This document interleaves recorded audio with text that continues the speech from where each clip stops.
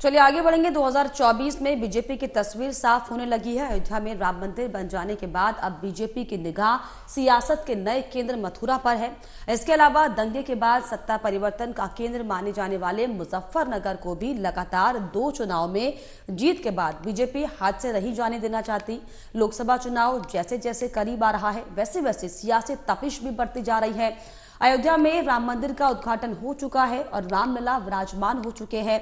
काशी के ज्ञानवापी परिसर में स्थित व्यास जी तहखाने में पूजा भी शुरू हो चुकी है। बीजेपी अब राम मंदिर को अपनी उपलब्धि के तौर पर पेश कर रही है। काशी और मथुरा के मुद्दे को बीजेपी ने ढके छुपे शब्दों में नहीं बल्कि खुलकर धार देना शुरू कर दिया।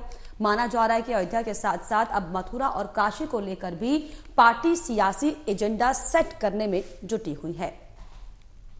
तो 2024 को लेकर बीजेपी का जो विजन है वो साफ तौर पर क्लियर दिखाई पड़ रहा है और इसी कड़ी में अयोध्या का जो मुद्दा है उस पर खुलकर बीजेपी हालांकि खेल रही है और मुजफ्फरनगर जो सीट है वो बेहद अहम सीट और ऐसे में साफ तौर पर बीजेपी पूरी तरीके से अयोध्या और काशी और मथुरा के मुद्दों को धार देने की कोशिश में है।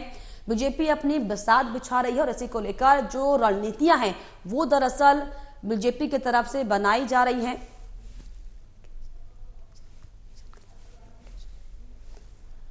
तो बीजेपी अब नई बिसात बिछा रही है। लोकसभा चुनाव करीब है और ऐसे में किसी भी तरीके से बीजेपी कोई चूक इसको लेकर नहीं करना चाहती।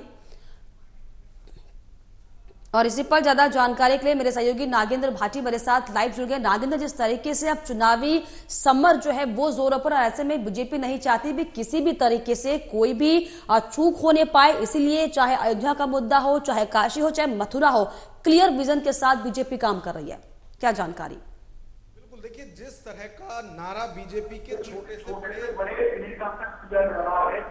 400 पार, तो उसके लिए एक फिक्स एजेंडा सबसे पहले तो ये है कि 10 सालों में बीजेपी ने क्या क्या काम किया है वो, और जो यूपीए के 10 साल थे उसमें क्या काम हुआ है, दोनों का कंपेयर करके लोगों तक पहुंचाया जाए। दूसरा ये कि अयोध्या में अब भव्य राम मंदिर बनकर तैयार हो चुका है, रामलला वहां विराजमान हो चुके हैं।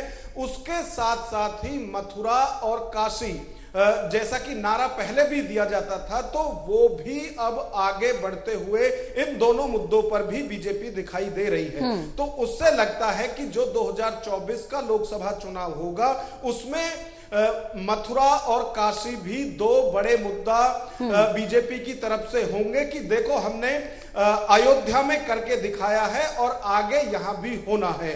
तो धार्मिक आधार पर भी वोट बीजेपी की तरफ से मांगे जाएंगे और इसका जिक्र चुनाव के दौरान बीजेपी के नेताओं की तरफ से किया जाएगा। तो जो 2024 का रण है उसमें सबसे बड़ा मुद्दा अयोध्या के साथ साथ काशी और मथुरा भी हो सकते हैं।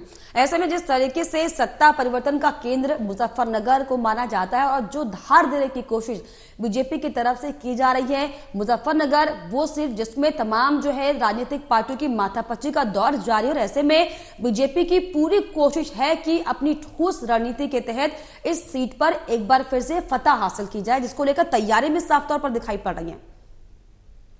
देखिए बीजेपी के नेताओं की यदि बात करें, जब भी उनसे इन मुद्दों पर बात होती है तो वो सिर्फ एक सीट की बात नहीं है कि मुजफ्फरनगर या नोएडा या कहां की क्या सीट है, वो 80 सीटों पर जीत का अपना जो लक्ष्य है वो लेकर चल रहे हैं। और आप देखिए जिस तरह से अभी आरएलडी के साथ भी गठबंधन की बातें चल रही हैं, उससे आप देख सकते हैं कि बीजेपी कितना गंभीरता से इस चुनाव को ले रही है कि कहीं अगर किसी को एक सीट भी लेनी या देनी पड़ रही है तो उनके साथ भी गठबंधन के लिए बीजेपी तैयार है। बाकी आप इंडी अलायंस में देखिए तो वहां एक एक सीटों पर भी जो बात है वो बिगड़ रही है। वहीं दूसरी तरफ यदि बीजेपी या एनडीए की बात करें तो जिनकी लोकसभा में एक भी सीट नहीं है, बीजेपी उनके साथ भी गठबंधन कर रही है। बिल्कुल, और जिस तरीके से लगातार आरएलडी के बीजेपी के साथ हाथ मिलाने की जब से खबरें सामने आई है, क्या लगता है नागेंद्र जी, क्या अब ऐसे में बीजेपी का कुछ समीकरण बिगड़ेगा क्या? क्योंकि मुजफ्फरनगर सीट पर भी लगातार जो है जयंत चौधरी अपनी धाक जमाते रहे हैं। देखिए, अभी क्योंकि स्पष्ट नहीं हुआ है कि आरएलडी किसके साथ होगी, जयंत चौधरी किसके साथ होंगे। हाँ। यदि बीजेपी के साथ वो आते हैं तो फिर तो कोई मुझे नहीं लगता कि ज्यादा किंतु परंतु इस पर होना है।